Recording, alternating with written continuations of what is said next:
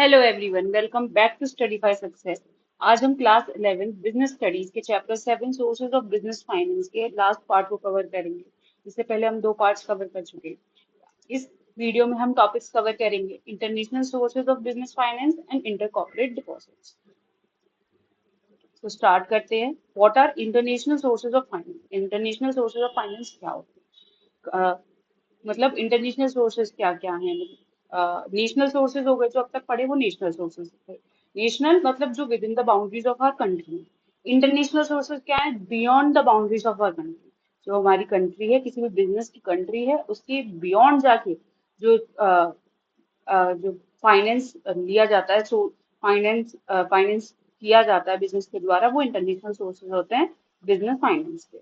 तो इसमें सबसे पहले हैं कमर्शियल बैंक्स। तीन होते हैं mainly commercial banks. Commercial banks जो फॉरेन करेंसी प्रोवाइड करें, वो इंटरनेशनल सोर्सेज में आ जाते हैं। Commercial bank provide foreign currency loan. Commercial bank foreign currency loan भी देते हैं बिजनेस को, ऑल ओवर द वर्ल्ड, पूरे वर्ल्ड में देते हैं। स्टैंडर्ड चार्टर बैंक है, इंटरनेशनल बैंक है, इंपॉर्टेंट ऑर्गेनाइजेशन है फॉरेन करेंसी लोन की, जो इंडियन इंडस्ट्रीज को फॉरेन करेंसी लोन प्रोवाइड करती है। अब फॉरेन करेंसी लोन की जरूरत क्या पड़ती है? फॉरेन करेंसी लोन की जरूरत पड़ती है उसके लिए, फॉरेन करेंसी लोन की जरूरत पड़ती है इम्पोर्ट एक्सपोर्ट के लिए। तो जो भी फर्म्स वगैरह, बिजनेस वगैरह जो इम्पोर्ट एक्सपोर्ट्स में इन्वॉल्व हैं, उनको फॉरेन करेंसी की जरूरत है, तो उसके लिए उनको लोन भी लेना पड़ सकता है, फॉरेन करेंसी में लोन लेना पड़ सकता है। तो वो किससे करते हैं? वो कमर्शियल बैंक से। इंटरनेशनल ऑर्गेनाइजेशंस हैं कुछ, इंटरनेशनल और international agencies and development bank. कुछ इंटरनेशनल एजेंसीज हैं और डेवलपमेंट बैंक हैं, वो भी लॉन्ग टर्म लोन प्रोवाइड करते हैं फॉरेन करेंसी में, जैसे आईएफसी, एडीबी। फिर लास्ट है इंटरनेशनल कैपिटल मार्केट्स। इसी को हमें डिटेल में देखना है। इंटरनेशनल कैपिटल मार्केट होता है, कैपिटल मार्केट शेयर मार्केट वगैरह आपने सुना होगा, तो शेयर मार्केट, स्टॉक मार्केट, ये कैपिटल मार्केट्स होते हैं। अब जो इंडिया में है वो एनएससी बीएससी पे है, वो तो इंडियन कैपिटल मार्केट हो गया। अब इंटरनेशनल कैपिटल मार्केट जो आउट ऑफ इंडिया जाके और आउट ऑफ द कंट्री जाके जो कैपिटल मार्केट्स हैं, उसमें अगर इशू करने हैं शेयर्स किसी भी कंपनी को, इंडिया में करने तो एनएससी बीएससी पे करेगी, पर उसमें इशू करने हैं इंटरनेशनल कैपिटल मार्केट्स में इशू करने हैं, तो वो किसके थ्रू करती है? कुछ इंस्ट्रूमेंट्स के थ्रू करती है। तो वो क्या क्या इंस्ट्रूमेंट्स हैं? ADR, GDR, IDR, foreign currency convertible bonds, ये सबसे कॉमन इंस्ट्रूमेंट्स है। ADR is American depository receipt, GDR is global depository receipt, IDR is Indian depository receipt, और फॉरेन करेंसी कन्वर्टेबल बॉन्ड्स। इनको डिस्कस करते हैं। पहला है ग्लोबल डिपॉजिटरी रिसिप्ट, इसको हम शॉर्ट फॉर्म में जीडीआर भी बोल सकते हैं। When the local currency shares of a company are delivered to the depository bank, which issues depository receipt against shares, these receipts denominated in US dollar are called GDRs. जब local currency के shares किसी depository bank को दिए जाते हैं और फिर वो डिपॉजिटरी रिसिप्ट उन शेयर के अगेंस्ट इशू करती है, तो उस रिसिप्ट को ग्लोबल डिपॉजिटरी रिसिप्ट कहते हैं। Global depository receipt US dollar में की जाती है। ये ऑल ओवर द वर्ल्ड, या मतलब ग्लोबली इसको इश्यू किया जा सकता है। मतलब ऐसे है कि कैपिटल मार्केट में, इंडिया में तो डायरेक्टली कंपनी अपने शेयर्स को इशू कर देती है कैपिटल मार्केट में, या अपने पब्लिक डिपॉजिट्स वगैरह और शेयर इशू वगैरह, डिबेंचर इशू पड़ा था अभी इससे पहले के पार्ट में। अब वहां पे तो डायरेक्टली कंपनी इशू कर देती है, सेबी के नॉर्म्स वगैरह चलते हैं, पर कोई जो कंपनी जहाँ की है वो वहीं पे इशू कर सकती है। मतलब जिस कंट्री में वो ओरिजिनेटेड नहीं है, वहां पे इशू नहीं कर सकती, तो वो डायरेक्टली इशू नहीं कर सकती, वो डिपॉजिटरी बैंक्स के थ्रू इशू करती है। डिपॉजिटरी बैंक्स लेते हैं उन शेयर्स को, और फिर उन शेयर्स को डायरेक्टली नहीं बेचते हैं शेयर के नाम से, उनको डिपॉजिटरी रिसिप्ट के नाम से बेचते हैं।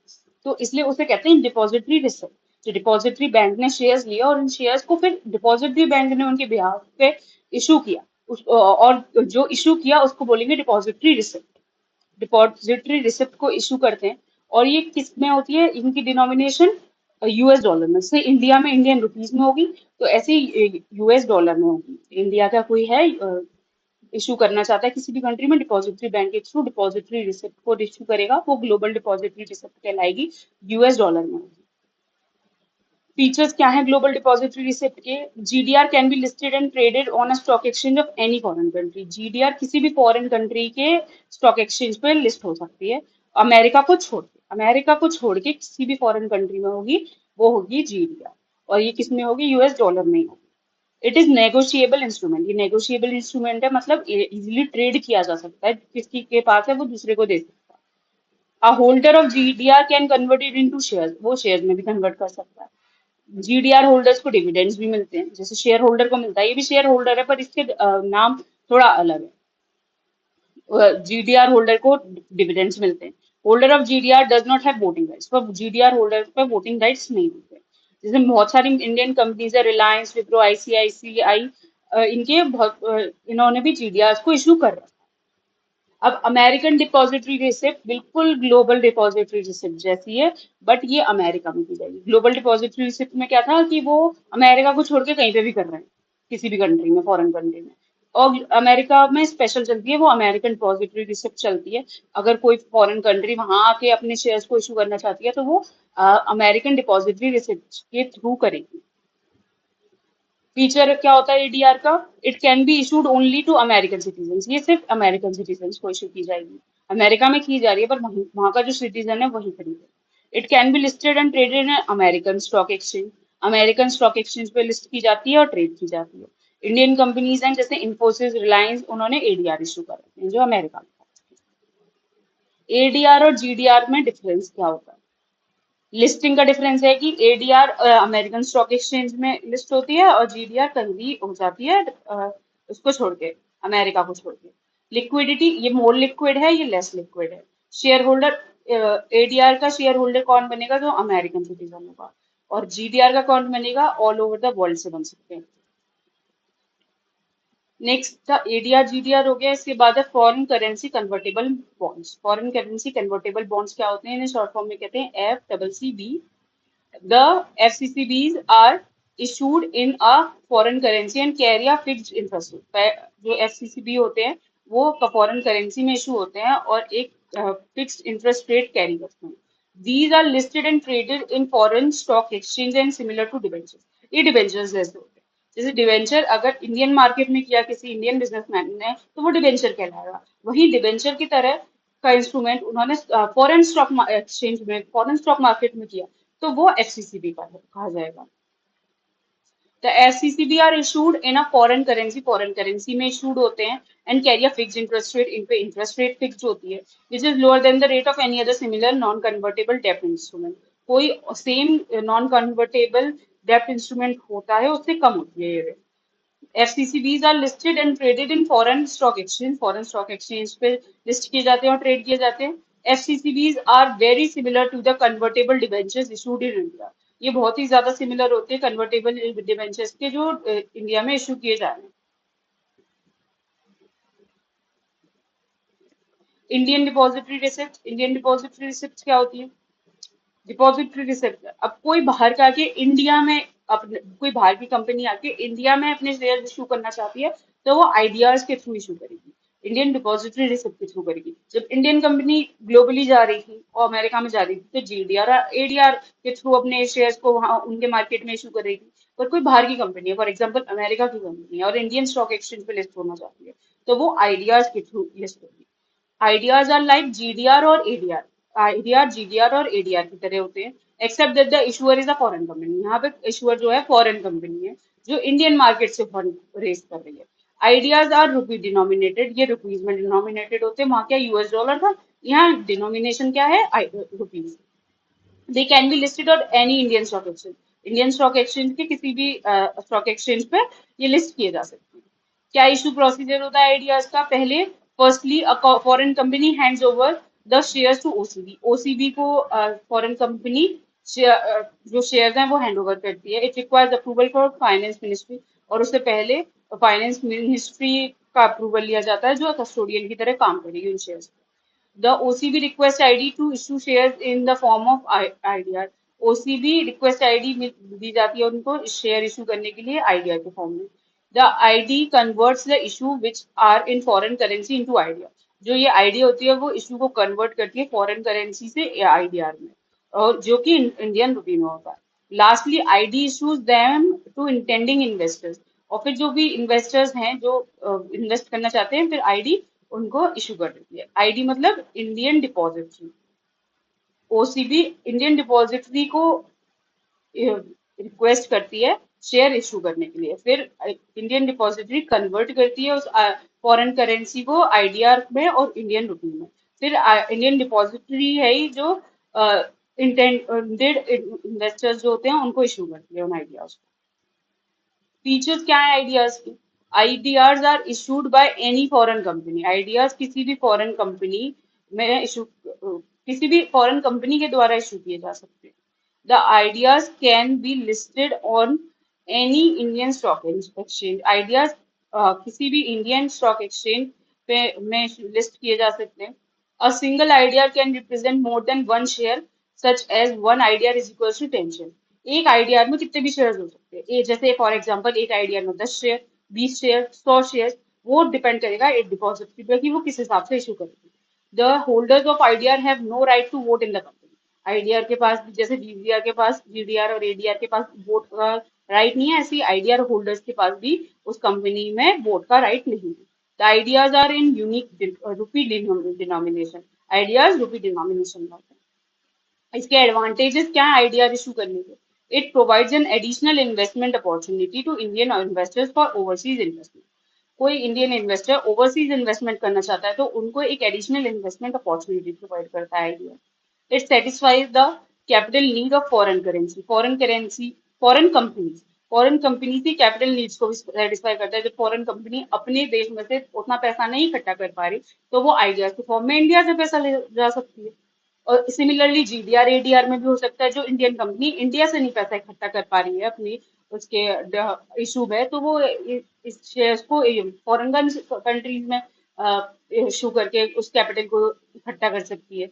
It provides listing facility to foreign companies. ये लिस्टिंग फैसिलिटी प्रोवाइड करती है फॉरेन कंपनीज को to list on Indian equity market. It reduces the risk of Indian investors who want to take their money abroad। और जो Indian investor अपने पैसे को abroad ले जाना चाहते हैं उनका जो रिस्क है उसको कम करती है। ये हो गए हमारे आईडीआर जीडीआर वगैरह, मतलब इंटरनेशनल सोर्सेज। इंटरनेशनल सोर्सेज के अलावा कुछ एक और टॉपिक है, वो है इंटर कॉर्पोरेट डिपॉजिट। तो चले देखते हैं इंटर कॉर्पोरेट डिपॉजिट्स क्या होते हैं। Inter corporate deposits are unsecured short term deposits. Unsecured short term deposits हैं made by one company with another company. एक कंपनी दूसरी कंपनी में डिपॉजिट कर रही है कुछ, या शॉर्ट टर्म डिपॉजिट की तरह रख रही है, अनसिक्योर्ड है, उसको कहते हैं इंटर कॉर्पोरेट डिपॉजिट। इंटर मतलब दो।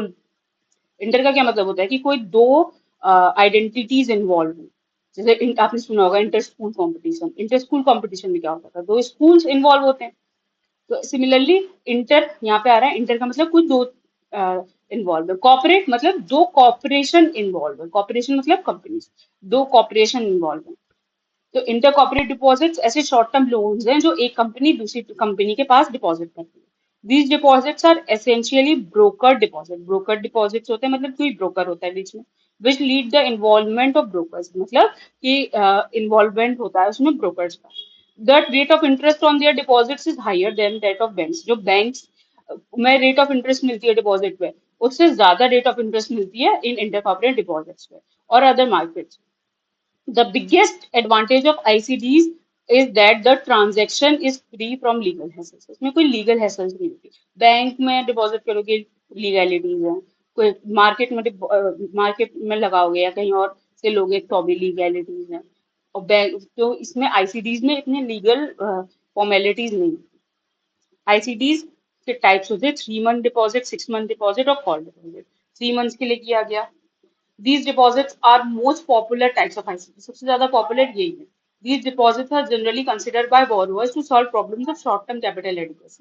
Short-term capital अगर कम पड़ रही है, शॉर्ट टर्म कैपिटल को पूरा करना है, उसके लिए 3 मंथ्स डिपॉजिट देखे जाते हैं। Annual rate of interest in deposit को मिलती है 12%। 6 month deposit, it is usually made first class borrowers. The annual rate of interest these deposit is around 15%। 6 month deposit में 15% मिलती है। कॉल डिपॉजिट्स होते हैं, these डिपॉजिट कभी भी लिए जा सकते हैं। जो जिसने दिया है वो कभी भी वापस ले सकता है एक दिन के नोटिस पे। इसमें एनुअल रेट 10% की होती है।